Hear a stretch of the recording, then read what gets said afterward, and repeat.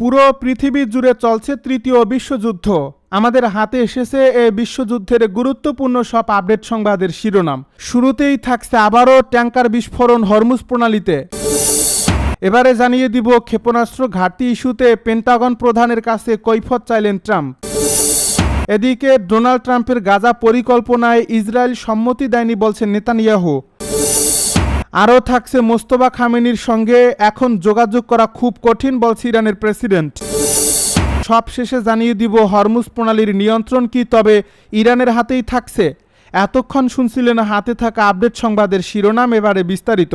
তবে তার আগে অনুরোধ রইল ভিডিওটিতে একটি লাইক এবং কমেন্ট করে জানিয়ে দিন ভিডিও সম্পর্কে আপনার মূল্যবান মতামত।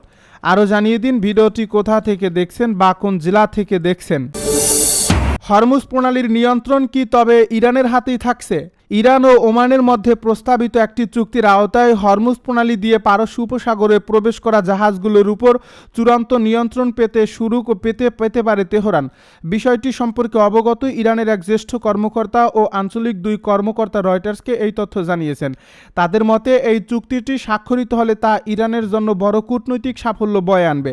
যুক্তরাষ্ট্রের সঙ্গে 5 মাস ধরে চলা যুদ্ধের অবসান ঘটানোর বৃহত্তর কূটনৈতিক প্রচেষ্টার অংশ হিসেবে এ চুক্তির আলোচনা চলছে। তবে সম্ভাব্য এ চুক্তি নিয়ে তাৎক্ষণিক কোনো মন্তব্য করেনি ওয়াশিংটন। মার্কিন প্রেসিডেন্ট ডোনাল্ড ট্রাম্প সম্প্রতি বলেছেন হরমুজ প্রণালী আবার খুলে দেওয়ার বিষয়ে খুব দ্রুতই সমঝোতা হতে যাচ্ছে। কিন্তু মার্কিন কর্মকর্তারা বারবার বলেছেন বিশ্বের অতি গুরুত্বপূর্ণ এ জলপথের নিয়ন্ত্রণ ইরানের হাতে দেওয়ার বিষয়ে তারা কখনোই রাজি হবেন না। প্রস্তাবিত চুক্তি অনুযায়ী পারস্য উপসাগরে প্রবেশকারী জাহাজের উপর ইরানের নিয়ন্ত্রণ প্রতিষ্ঠিত হলে মধ্যপ্রাচ্যে তেহরানের প্রভাব আরও শক্তিশালী হয়েছে বলে ধরা হবে। যুদ্ধের আগে হরমুজ প্রণালী দিয়ে সব জাহাজ অবাধে চলাচল করত এবং কোনো ধরনের ফি দিতে হতো না। বৃহত্তর কূটনৈতিক তৎপরতার অংশ হিসেবে হরমুজ প্রণালী নিয়ে ইরান ও ওমানের মধ্যে দ্বিপক্ষীয় আলোচনা চলছে। এই প্রণালীটির উত্তর অংশ ইরান ও দক্ষিণ অংশ ওমানের নিয়ন্ত্রণে। ইরান জানিয়েছে এই আলোচনায় উল্লেখযোগ্য অগ্রগতি হয়েছে। প্রস্তাব অনুযায়ী উপসাগরে প্রবেশ ও বের হওয়ার জন্য জাহাজগুলোকে ইরানের জলসীমা দিয়ে চলাচল করতে হবে। এদিকে ইরান উপসাগরীয় দেশগুলোকে সতর্ক করে জানিয়েছে তার ভূখণ্ডে যুক্তরাষ্ট্র নতুন করে হামলা চালালে পুরো অঞ্চলের গুরুত্বপূর্ণ জ্বালানি স্থাপনায় পাল্টা হামলা চালানো হবে। বিষয়টি সম্পর্কে অবগত 5টি সূত্র রয়টার্সকে জানিয়েছে যুক্তরাষ্ট্রকে নতুন করে সামরিক হামলা থেকে বিরত রাখতেই ইরান এমন বার্তা দিচ্ছে। একটি উপসাগরীয় দেশের এক সূত্র রয়টার্সকে বলছে ইরানের বার্তা ছিল একেবারে স্পষ্ট। যুক্তরাষ্ট্র ইরানের অবকাঠামোয় হামলা চালালে উপসাগরীয় অঞ্চলের জ্বালানি স্থাপনা ও অন্যান্য গুরুত্বপূর্ণ লক্ষ্যবস্তুতে পাল্টা আঘাত হানবে তারা। মোস্তফা খামেনির সঙ্গে এখন যোগাযোগ করা খুব কঠিন বলছে ইরানের প্রেসিডেন্ট।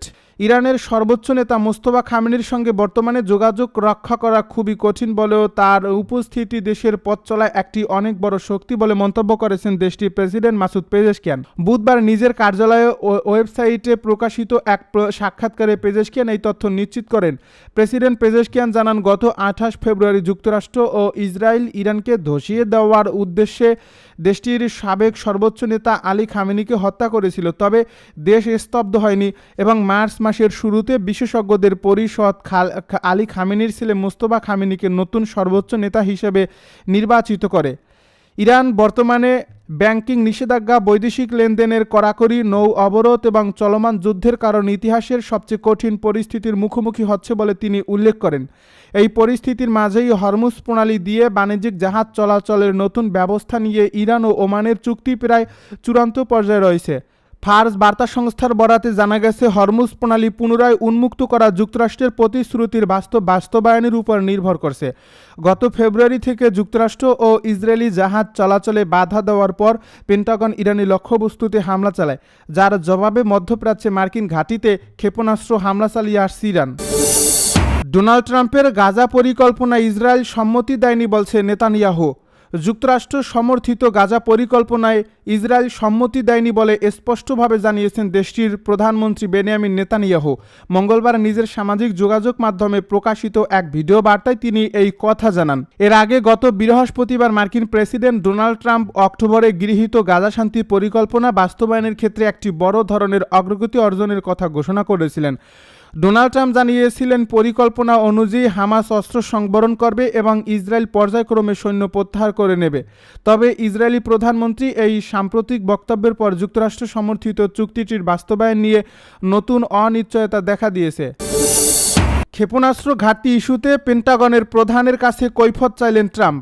ইরানে হামলা সীমাবদ্ধ হয়ে পড়ার পেছনে যুক্তরাষ্ট্রের গোলাবারুদ ঘাটতিকে দায়ী করে প্রতিরক্ষামন্ত্রী পিট হেগসেথকে প্রশ্নবিদ্ধ করেছেন দেশটির প্রেসিডেন্ট ডোনাল্ড ট্রাম্প। বুধবার দ্য ওয়াশিংটন পোস্ট এই ঘটনার সঙ্গে পরিচিত দুটি সূত্রের বরাতে জানিয়েছেন যে ম্যারিল্যান্ডের ক্যাম্প ডেভিডে অনুষ্ঠিত মন্ত্রিসভার বৈঠকে দূরপাল্লার গাইডেড ক্ষেপণাস্ত্র ও আকাশ প্রতিরক্ষা ইন্টারসেপ্টরের মতো মূল অস্ত্রের সংকট কেন সমাধান হয়নি তা নিয়ে হেগসেথের কাছে কৈফিয়ত তলব করেন ট্রাম্প। এই অস্ত্র সংকটের কারণে সাম্প্রতিক দিনগুলোতে ইরানের বিরুদ্ধে বড় ধরনের অতিরিক্ত বিমান হামলা চালানো থেকে বিরত থাকতে বাধ্য হয়েছেন মার্কিন প্রেসিডেন্ট।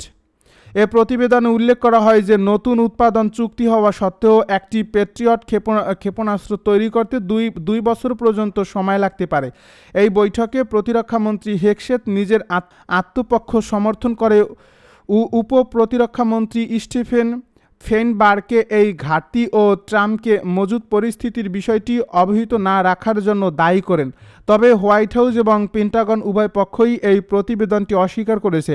হোয়াইট হাউসের প্রেস সচিব ক্যারোলিন লিভিট এটিকে 100% ভুয়া খবর বলে অভিহিত করে জানান যে হেগসেথের উপর প্রেসিডেন্ট ট্রাম্পের পূর্ণ আস্থা রয়েছে এবং পেন্টাগনের প্রধান মুখপাত্র শন পার্নেল জানান যে হেগসেথ কাউকে বিভ্রান্ত করেননি।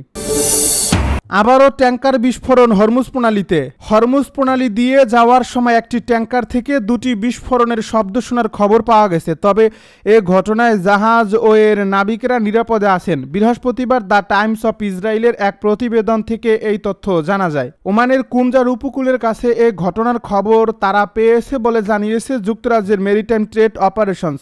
একটি বিজ্ঞপ্তিতে ইউকেএমটিএ জানায় এই ঘটনাটি ওমানের কুমজার থেকে প্রায় 9 নটিক্যাল মাইল দক্ষিণ পূর্বে ঘটছে এবং এতে কোনো ক্ষতির খবর পাওয়া যায়নি। ট্যাঙ্কারের মাস্টার জানিয়েছিলেন এই প্রণালী অতিক্রম করার সময় তিনি দুটি বিস্ফোরণের শব্দ শুনেছেন বলে বিবৃতিতে উল্লেখ করে ইউকেএমটিও। তবে এই ট্যাঙ্কারটির নাবিকেরা নিরাপদে আছেন এবং জাহাজটির কোনো ক্ষতি হয়নি বলে জানানো হয় প্রাপ্ত প্রতিবেদনে। যদিও এই ঘটনার কারণ ও বিস্ফোরণের উৎস সম্পর্কে তাৎক্ষণিকভাবে বিস্তারিত কোনো তথ্য দেয়নি ইউকেএমটিও। দক্ষিণ লেবাননে বিস্ফোরণে 2 ইসরায়েলি সেনা নিহত, আহত 7। ইসরায়েলি গণমাধ্যম জানিয়েছে দক্ষিণ লেবাননের মাজদাল জৌনে একটি ভবনের ভেতরে বিস্ফোরণে বেশ কয়েকজন ইসরায়েলি সৈন্য নিহত এবং আরও কয়েকজন আহত হয়েছেন। বুধবার লেবানন ভিত্তিক সংবাদ মাধ্যম আল মায়াদিন এক প্রতিবেদনে এই তথ্য জানিয়েছে। ইসরায়েলি গণমাধ্যম সূত্রে জানা গেছে দক্ষিণ লেবাননের একটি বিস্ফোরক ভর্তি ভবনের ভেতরে একটি আইইডি বিস্ফোরণে অন্তত 2 জন ইসরায়েলি সৈন্য নিহত এবং আরও 7 জন আহত হয়েছেন, যাদের মধ্যে কয়েকজনের অবস্থা গুরুতর। দীর্ঘ সময় ধরে অত্র এলাকায় দখলদার ইসরায়েলি বাহিনী আগ্রাসী অভিযান চালিয়ে যাচ্ছে। ওই হামলায় আহত তৃতীয় এক সৈন্যের জীবন বাঁচানোর জন্য মরিয়া হয়ে উঠে পরে ইসরায়েলি মহল, যার জীবন বাঁচানোর জন্য জরুরি অস্ত্রোপচার চলছিল বলে জানা গেছে। এর আগে ইসরায়েলি গণমাধ্যম সূত্রে জানা যায় যে দক্ষিণ লেবাননে একটি কঠোর নিরাপত্তা পরিস্থিতির পর বেশ কয়েকজন গুরুতর আহত সহ একাধিক ব্যক্তিকে দক্ষিণ লেবানন থেকে ইসরায়েলের হাসপাতালে সরিয়ে নেওয়া হয়েছে। ইসরায়েলি গণমাধ্যম সূত্রে জানা গেছে 3টি অ্যাম্বুলেন্স সহ একটি হেলিকপ্টার অধিকৃত হাইফার রামবার হাসপাতালে অবতরণ করেছে। নিহত ও আহত সৈন্যরা 55তম ব্রিগেডের সদস্য ছিলেন।